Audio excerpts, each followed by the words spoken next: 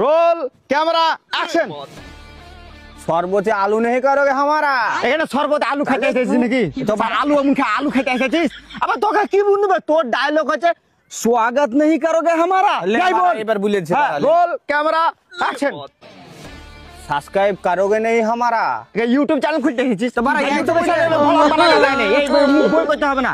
আবার তোকে কি বলছিস? তোকে বলছি स्वागत नहीं करोगे हमारा रोल कैमरा एक्शन।